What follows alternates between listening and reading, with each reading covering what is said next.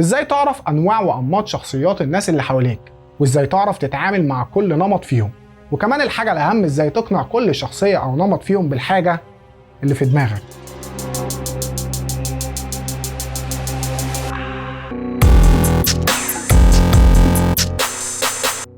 خلينا في البداية نقول إن كل واحد فينا بيتولد بشخصية مختلفة، والجينات بيكون ليها دور كبير في تحديد شخصية كل واحد فينا، ولكن بيكون في عوامل كتير جدا ليها دور كبير في تحديد أنماط الشخصية، عوامل زي المجتمع أو الأسرة أو الدين أو حتى المدرسة. وكنت عملت فيديو قبل كده بوضح فيه ازاي شخصية الإنسان بتتبني، وإيه هي التطورات اللي بيمر بيها في كل مراحل حياته. هسيب لكم لينك الفيديو ده في الوصف.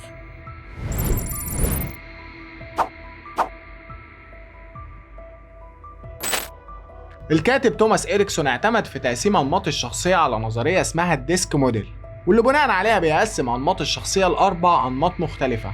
أول نمط واللي بيرمز ليه بحرف الدي، واللي بيشير لكلمة دومينانس أو الهيمنة. النمط التاني واللي بيرمز ليه بحرف الاي، واللي بيشير لكلمة انفلونس أو التأثير. النمط التالت واللي بيرمز ليه بحرف الاس، واللي بيشير لكلمة steadiness أو الثبات. النمط الرابع والأخير واللي بيرمز ليه بحرف السي، واللي بيشير لكلمة conscientiousness أو الضمير.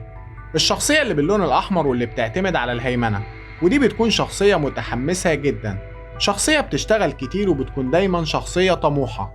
ولكن الشخصية دي ممكن تبان لبعض الناس إنها شخصية متسلطة أو شخصية عنيفة، وده لأن الشخصية دي بتظهر للناس في إن هي ما عندهاش أي مشاعر، بس في الغالب ده اللي بيكون بس ظاهر للناس. إنما الشخصية دي بيكون عندها مشاعر وحساسة جدا، إنما مش بتحب تستخدم المشاعر أو العاطفة دي في الشغل أو في أي حاجة هي بتعملها، علشان في النهاية المشاعر دي ما تكونش سبب في إن هي تفشل.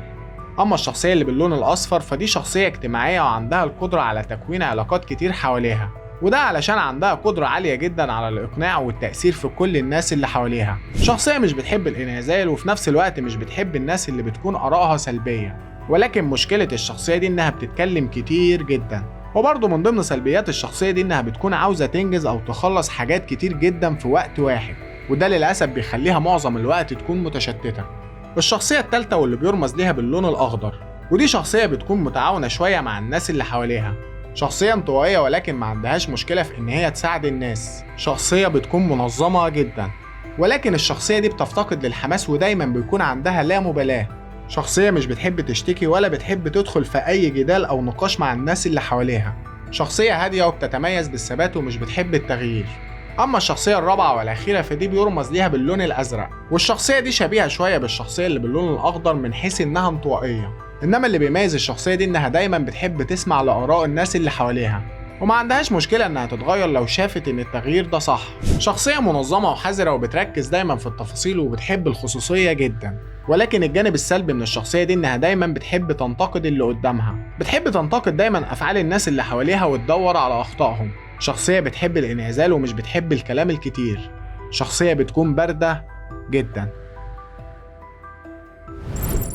وكل شخصية من الشخصيات اللي قلنا عليها دي بيكون ليها طريقة معينة في التعامل، ولكن لازم تكون عارف حاجة مهمة جدا، وهي إن ما نقدرش نقول على شخصية معينة إنها حلوة أو شخصية تانية إنها وحشة. كل شخصية من الشخصيات دي بيكون ليها بعض المميزات ولكن في نفس الوقت بيكون فيها بعض العيوب. وكمان الحاجة المهمة إن مش لازم كل شخص فينا يكون مقيد بنمط واحد من الأنماط اللي قلنا عليها، إلا في حالات بتكون نادرة وقليلة جدا، ولكن في الغالب كل واحد فينا بيجمع أكتر من نمط، سواء كانوا 2 أو 3.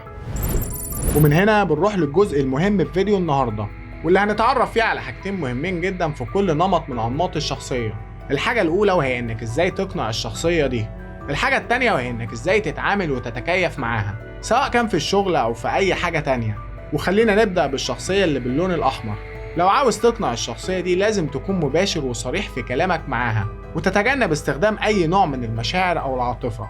ولو عاوز تتعامل بشكل أحسن معاه حاول إنك تخليه دايما هو اللي متحكم في إدارة أي حاجة هتعملها معاه، وكمان تساعده دايما وتفكره بالتفاصيل المهمة. أما لو عاوز تقنع الشخصية اللي باللون الأصفر فلازم تكون شخص مبدع، وتركز معاه دايما عن الحاجة الجديدة وما تكونش شخص تقليدي.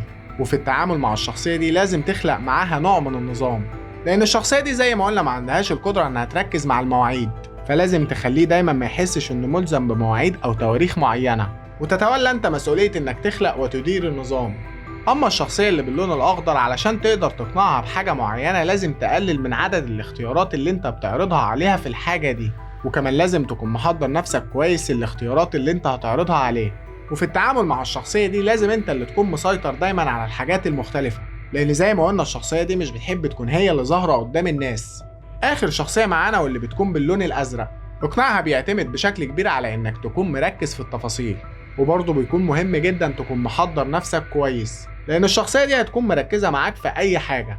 اما بالنسبة للنجاح في التعامل مع الشخصية دي لازم تخلي الشخصية دي تاخد راحتها في ان هي تركز في كل التفاصيل، ولازم تكون عارف ان الشخصية دي مش بتحب السرعة او الكروتة، وكمان تكون عارف ان تركيزها في التفاصيل هيخليها تاخد وقت اكبر في اي حاجة هي هتعملها، ولكن ده هينعكس على ادائها بشكل افضل.